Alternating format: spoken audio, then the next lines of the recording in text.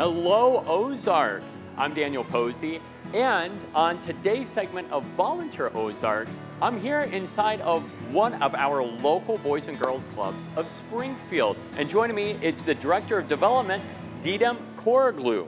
Didem, thank you very much for joining. Welcome to our clubs. Thanks for having us. We've all had to adjust and change, but the Boys and Girls Club has seemed to have adjusted pretty well with the circumstances. Can you talk about some of those things that the club did specifically to adjust for the time? While we are living in very unstable times, we kept our mission as our guide.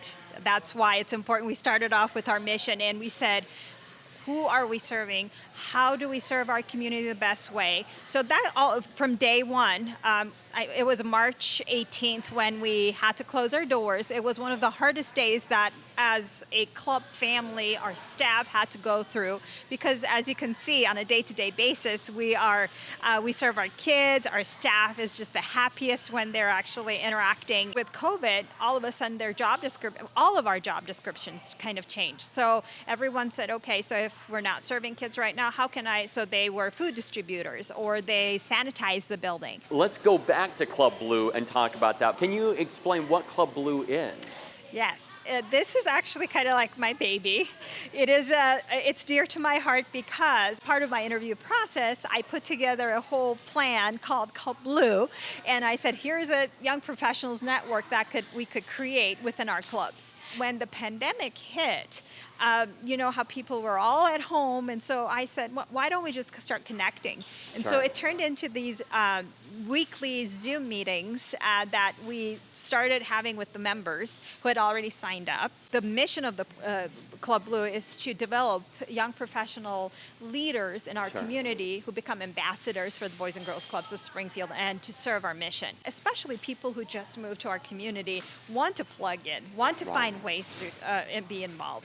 Or they come into the state of their profession or their professional lives, then say, I want to just be involved more with my community. Sure. So we're giving them an opportunity to show them what ways they could be involved. Congratulations on Club Blue and it kicking off. Now let's go ahead and take a look at some of those volunteers involved in Club Blue. Without further ado, Until Brandy joined as CEO, I didn't know what the Boys and Girls Club was. Like, I had that connection with her. She told me about it. And I get the impression that's the case for a lot of people. This is a very unique night because behind us, we've got a mixer. Can you describe what's happening here? there's so many virtual things going on right now, and we wanted to do something in person. It was important to us as far as our mission statement, is coming together as a group. We want something to get people involved, interactive. And I feel like if we want to make Springfield a better place, we invest there, we help our kids, it helps our future generation, it helps grow Springfield, but people have to know about it. Right.